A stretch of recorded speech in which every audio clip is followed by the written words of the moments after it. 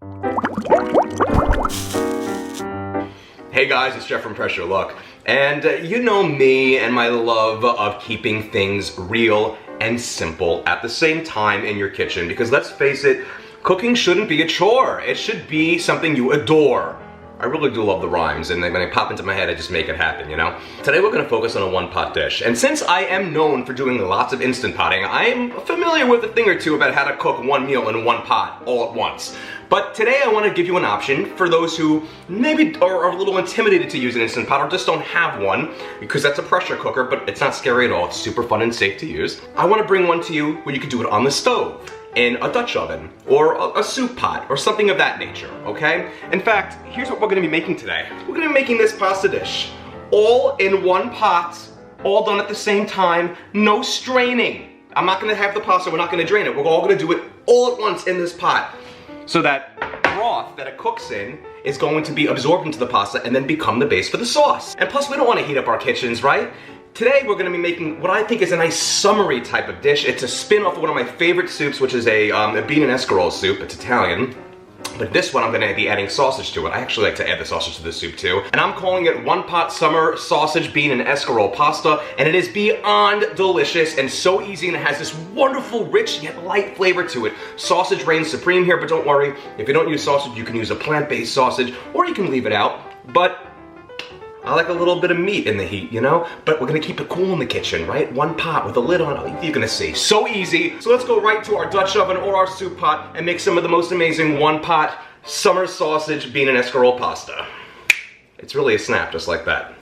Let's go. So let's focus first and foremost on how I'm gonna be cooking this. You can use any type of stove, be it electric, which is what I have over here, but that's where I'm keeping all my ingredients for now, gas, which I don't have where I am, or induction, and this is an induction module. They all have their pros and cons. However, induction heats up the quickest because it heats everything by magnetic current. But that means you can only use one of three types of pans, really. You can either use a magnetic iron pan, a cast iron pot, or a stainless steel, as long as the bottom is magnetic, then you'll be golden. Here I am putting a cast iron enameled Dutch oven, and I'm using between like a 7 to 8 quart sized. Or you can use an 8-quart pot. That's totally up to you. But if you're using an electric stove or a gas, it doesn't matter what you use. But since I'm using induction, I'm going to have to use something with a magnetic or cast iron type ability here, so the magnetic currents will travel between the cooktop and the cooking vessel.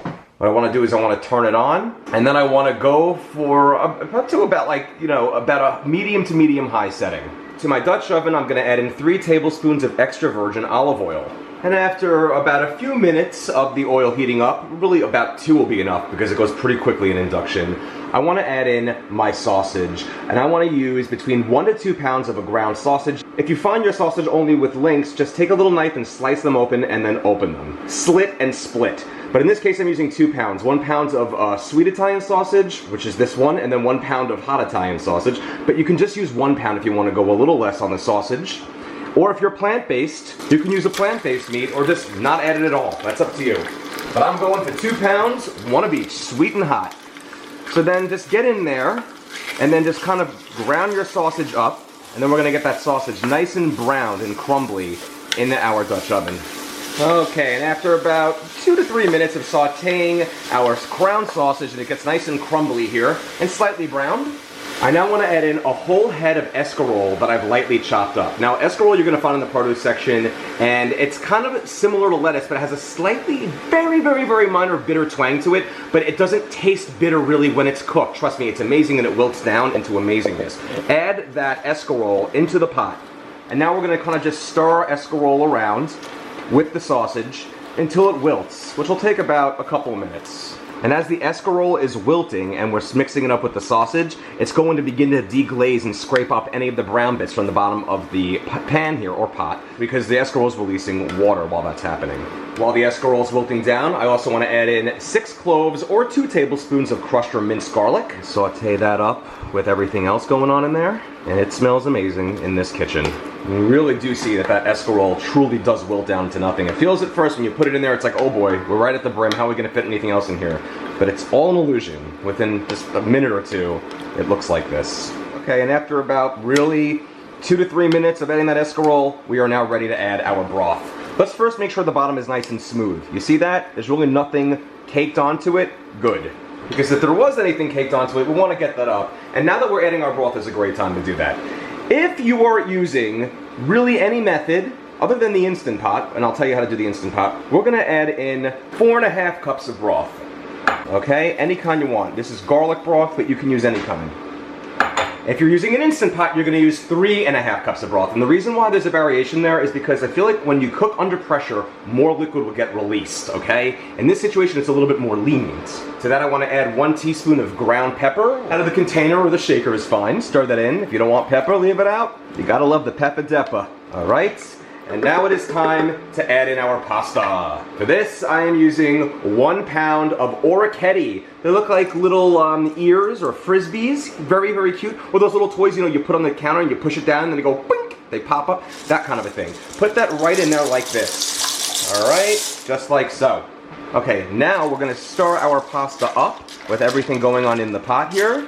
If I was using an Instant Pot, we would not stir. We would simply smooth it out on top and then add the lid when we pressure cook. But in this situation, since we're not pressure cooking, it's not quite as dire, we can check on things here. We're gonna stir it up. Okay, now what I wanna do is I wanna increase my heat and bring this to a boil. Okay, so once we're coming to a boil, what I then wanna do is I wanna put my lid on top of my Dutch oven or my pot, whatever you're using, your soup pot, that's fine. And then I want to reduce the heat to medium high. And we're going to let that cook for about 10 to 15 minutes, and we could stir it every few minutes. So I'll set a timer for about 5 minutes and we'll come back and give it a stir. And by the way, if I was doing this in the Instant Pot, after I smooth the pasta out, I would secure my lid to the Instant Pot, make sure it's in the sealing position, and then I'd pressure cook it for 6 minutes and then quick release when done. Okay, so after 5 minutes, let's give this a look-see. Alright, we are looking good here. Let's give this all a good stir. And as you can see, as the pasta is cooking, the broth is going to be absorbed into it, reducing it. Let's make sure we give a good stir to the bottom of the pot, scraping up any bits there. Put our lid back on. And keep it going for about another 5 to 10 minutes. We'll check on it in another 5 minutes. Okay, and after another 5 minutes, check on that pasta. Oh, that's looking good. Oh yeah, and you see again how a lot of that broth is being dissolved. Just give it a final scrape here in the bottom. We've gone for 10 minutes, and honestly, I think we're looking good. So I'm gonna lower the heat a little bit more, bring this down to a low here. And now what I wanna do is I wanna add in my finishing touches. I wanna add in 2 15.5-ounce cans of a white bean of some type. I'm using cannellini, and now you can either choose to drain your beans and rinse them if you want, or you can add the juices from 1 can of beans or both. It's just gonna add a little bit of richer flavor to the pasta. Add that in there and give it a good stir. Mix it in with all the pasta. Oh yeah. This is a really beautiful, delicious pasta dish. And our final touch here is going to be to add in some Parmesan cheese. You want to add between a 1/2 cup to a whole cup of grated Parmesan, and then stir that into the mix. The Parmesan is going to bring everything nicely together here at the very end, and we're going to just let this rest now for about 5 minutes. Look at how beautiful this one-pot pasta dish is. So like I said, we're just going to leave this on a very low setting here, like a simmer, and just gonna let it rest for about 5 minutes, and then we're gonna be ready to serve this up. As it rests right now is when everything really comes together. You have this wonderful sauce consistency. It's gonna be absolutely perfect. Also give your pasta a taste. Right now, if you feel like it's a little too al dente, get it cooking for another couple of minutes with the lid on top, that's fine. But remember, as it rests, it's gonna still continue to cook while it absorbs all that broth and turning it into a rich sauce around it. And now, after everything rested for a few minutes, everything has come together, everything is perfect. Look at that beautiful, beautiful sauce surrounding everything. Not too runny, it's perfect how it should be. One pot, summer sausage, bean, and escarole pasta. And look at this, look at how beautiful this is. Look at how gorgeous this pasta is. Are we ready to serve this up? All right, let's serve it up. One pot, done so easily. All right, let's ladle some of this up into a bowl. Oh, this is beautiful, absolutely beautiful. Look at this. It's the perfect sauciness. And we'll finish it off just like that. We got the beans in there, we got the sausage, we got the escarole, we got all the good stuff going on. Of course, the orecchiette. Let's try this out. Okay, my friends, and here it is. That one pot summer sausage, bean, and escarole pasta. Let's do it. I'm telling you right now, sausage just you can have nothing going on in a pot. But if you put sausage meat in there, it does all the flavoring for you. It's a little trick for you. So if you have minimal ingredients needed for something, or you only have really sausage and you want to throw it into, it's gonna create so much flavor. This is unbelievable, and it's also done with one pot with no straining. I mean, come on. You could do it on your stovetop, any method, gas, electric, induction, in a Dutch oven, in a cast iron soup pot, or any non-stick soup pot, whatever you want. Or you could do it in the Instant Pot if you want. And all the instructions are in the written recipe on how to do it each way. Don't worry, I gotcha. This dish is so flavorful. It tastes like the deliciousness of summer. That's like the best way to describe this. I know that sounds kind of vague and like, what? What does summer taste like? It tastes like this. Sausage, beans, and escarole, and this wonderful, wonderful, lightly Parmesan kissed sauce that's not too thick or too thin. It's this just right sauce that dresses the pasta beautifully. This is something that's just really gonna knock the socks off of anybody you serve it to, and it's easy to make. It could not be easier to do. Magnificent. Manja, manja.